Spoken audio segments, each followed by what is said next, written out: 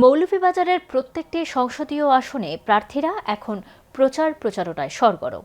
প্রার্থীরা এখন ভোটারদের দ্বারে দ্বারে।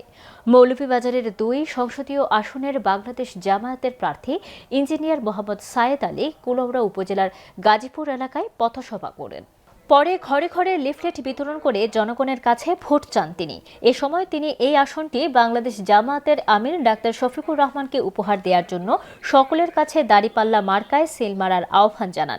Ramadan sale 5 liter Avha sunflower or vegetable oil 649 each and 2 for 11.99.